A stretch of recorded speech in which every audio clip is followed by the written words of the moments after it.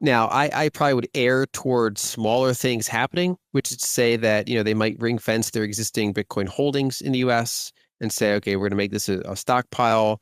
They might even accumulate more. I would generally take the under on something like the full like Lummis bill going through and the Right. size that they talk about. I was not to say it can't happen, but it just wouldn't be part of my kind of base case expectation in this administration.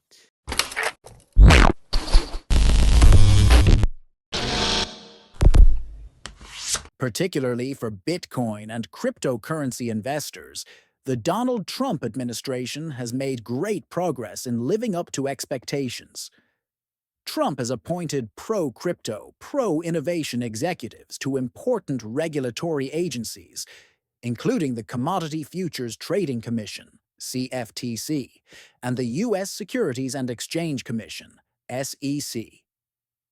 These actions are intended to promote the expansion of the cryptocurrency sector both nationally and globally. Several nations, including the Czech Republic, Switzerland, Russia, and Japan, have looked into similar plans after Trump declared that, if elected, the United States would establish a Bitcoin strategic reserve.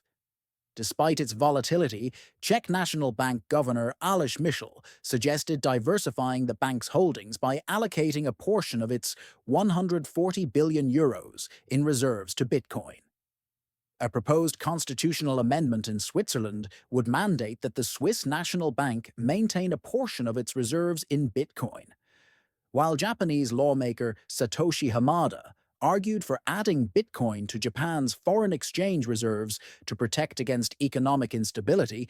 Russian State Duma member Anton Tkachev proposed a Bitcoin reserve as a buffer against sanctions and currency volatility. Macro expert Alden talked about how these changes signal the start of a new age for Bitcoin in a recent discussion on the Bankless podcast. Alden thinks that more nations and businesses will eventually be encouraged to include Bitcoin in their reserves and balance sheets as a result of Trump's pro-crypto policies and the activities of individuals like Michael Saylor. The long-term effects of the Trump administration's policies on the American and international economies are also covered in detail in the conversation. For additional information and updates, don't forget to like, subscribe, and enable post alerts. Right. So ever since the Russian invasion and then the subsequent freezing of their reserves, that's certainly given global central banks more of a friction around the dollar and the treasury, and pointed them more toward either diversify their fiat exchange reserves or hold more neutral reserve assets. Gold is their kind of go-to initial choice. So we've seen a lot of gold buying among Mhm. central banks. But then some of the more forward-thinking ones can then say, well, is it just gold we should be looking at, or are there maybe Bitcoin, maybe other assets? Now, when Bitcoin is like sub 2 trillion market cap and quite volatile, there's generally a lot of career risk in some of these proposals. So it takes kind of a pretty forward-looking person to kind of take that risk. So in MicroStrategy, in their case, it was, the founder still running the company at the time. Right. Now he's chairman, but he was CEO at the time. And so he could kind of run that almost like a small business despite being publicly traded. And it kind of took another cycle to see other corporations hop on board and have clear accounting and see a full cycle of it working really well for MicroStrategy before they started kind of dipping their toe in the water and trying that. In addition, we've seen how El Salvador stack Bitcoin on the sovereign level.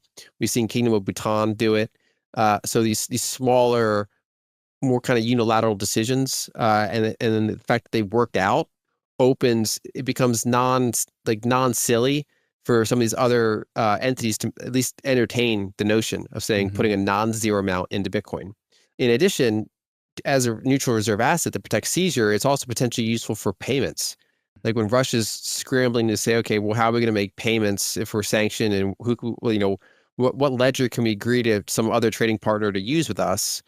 Like a leading open source ledger is like part of the discussion. Now Mhm. it's probably still too small and volatile, but it's at least entering the picture as, hey, we want to not only secure value, but be able to transfer value to trade partners should we need to. It's more efficient than flying a plane of gold Right. uh, Mhm. across borders. So I do think it is. And then when the U.S. is giving it cover, when you have, like Trump talking about it and people in his circle talking about it, um, it reduces the career risk of other countries talking about it. So if anyone is at a corporation or at a government entity and they happen to be bullish on Bitcoin, they have more of a window to say, hey, maybe we should consider this. I still think in this cycle, it'll still be a minority, but around the margins, there's clearly interest there. And then there's rumors that some more Middle Eastern countries have some reserves that they haven't really disclosed yet. Probably true, but I can't vouch for that. Um, and generally speaking, it's just more incentive for kind of smaller entities to do it, or ones with just more kind of forceful or forward-thinking leaders. I think some are, because they're saying, okay, if there's a chance this happens, do we want to front run them or do we want to Right. follow? Right. Right. So if it's like, it's certainly the way the game theory works out is if you're first, you get disproportionate benefits if you're Mhm. early. Right. So it certainly should be on a lot of entities' radars now. Now, I probably would err towards smaller things happening, which is to say that, they might ring fence their existing Bitcoin holdings in the US and say, okay, we're going to make this a stockpile. They might even accumulate more. I would generally take the under on something like the full like Lummis bill going through and the Right. size that they talk about. I mean, it's not to say it can't happen, but it just wouldn't be part of my kind of base case expectation in this administration. But the mere fact that those are even non-zero possibilities, like these were all dead on arrival in the prior administration. So Right. the fact that there's some range of small to medium, potentially even large actions here, just the whole probability curve is just better now. Yeah. There's also things that they can do, like they can like end capital gain taxes on certain assets after a certain period of time. Czech Republic has looked into that as well. Is there And so precedent for that? there is. I mean, like I've heard that Germany has that to some extent. Mm. El Salvador, when they kind of rescinded it to some extent, but by making it legal tender, Right. they had that approach. So there is out there, some action for that. Um, Interesting.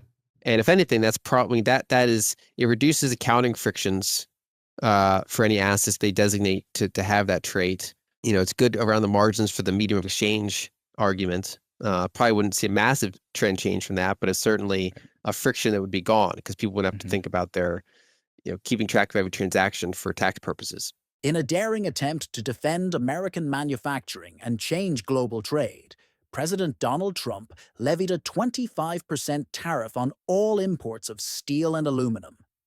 Speaking from the White House on Monday, Trump stressed that American-made steel and aluminum are vital to the country's future, and that pressure has been applied on U.S. producers by both allies and enemies. As he signed an executive order eliminating previous tariff exemptions, he stated, "We need to create in order to protect our country's future. Trump's move, which is applicable everywhere and without exclusions, is intended to increase domestic production and revitalize American industry." He described it as the start of a campaign to make America rich again, with the tariffs being the first of many steps to reintroduce important industries to the United States.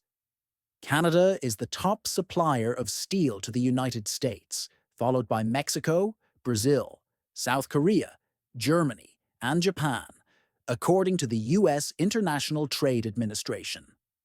With major contributions from China, South Korea, and the United Arab Emirates, Canada also tops the world in aluminum imports.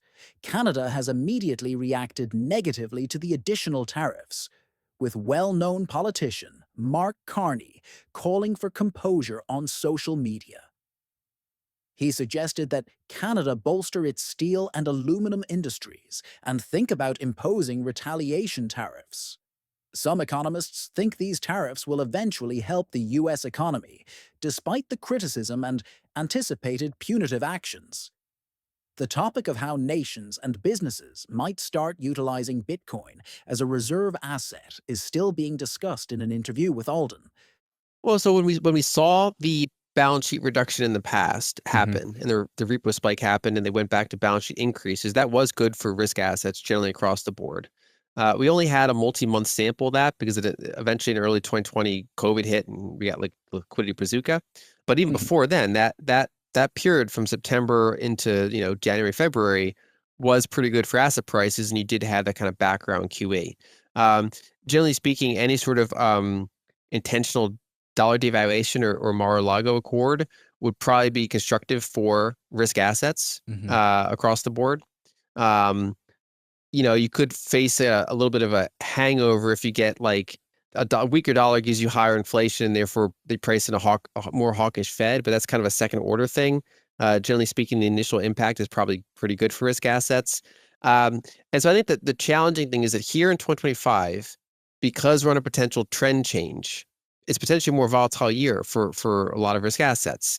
Now, this administration's viewed as favorable toward Bitcoin and crypto. So it's probably regulation surprises or to the upside there.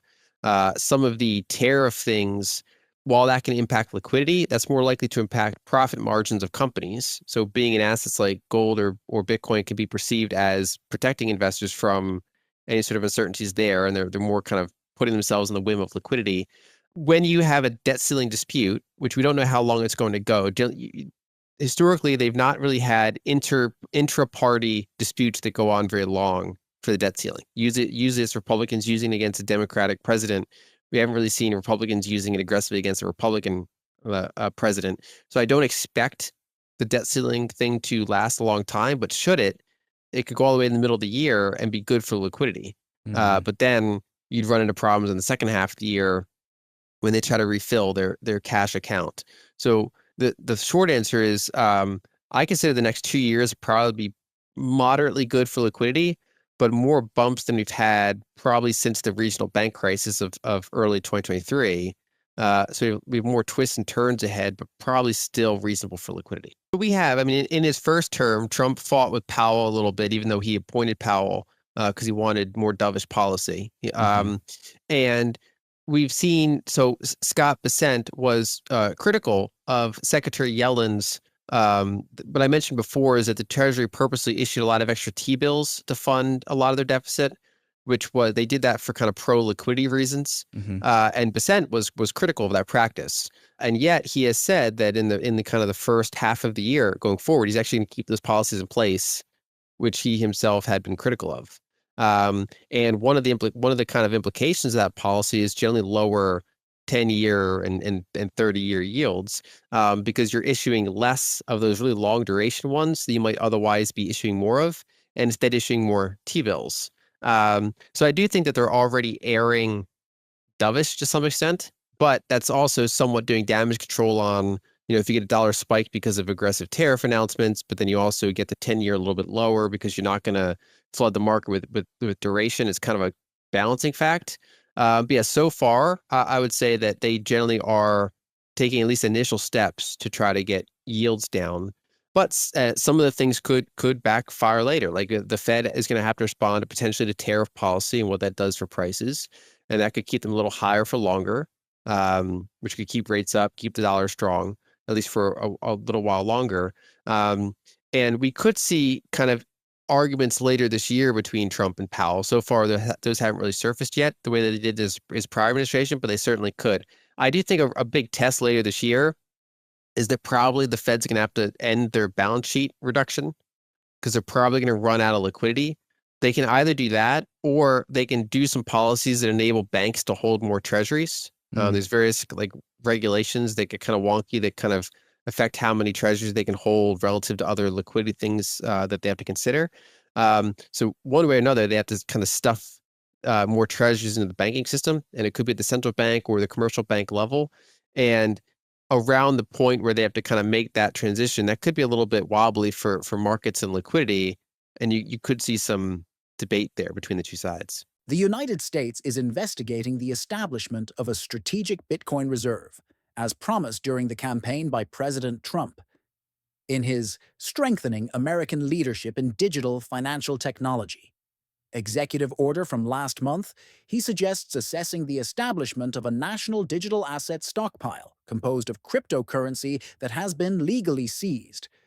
This is consistent with earlier attempts at legislation, including one put out by Senator Cynthia Lummis in July 2024. In order to reach a reserve of 1 million bitcoins, or around 5% of the total quantity, her measure proposes that the U.S. Treasury buy 200,000 bitcoins every year. for 5 years. According to the proposal, the profits from gold holdings and bank deposits held by the Federal Reserve would be used to finance these purchases. Furthermore, legislation to establish their own Bitcoin reserves has been sponsored or enacted in 19 US states, indicating a rising interest in incorporating Bitcoin into federal and state financial strategy. The suggestions are still being considered, and no final decisions have been taken, despite the fact that these developments mark a substantial move toward integrating Bitcoin into the country's strategic assets. Do you concur with Lyn's prediction that Bitcoin and the cryptocurrency market as a whole are entering a new era? Leave a comment below with your opinions. For more videos about cryptocurrencies, digital assets, and the global economy, don't forget to like, subscribe, and enable post alerts. I appreciate your support and hope to see you at the next one.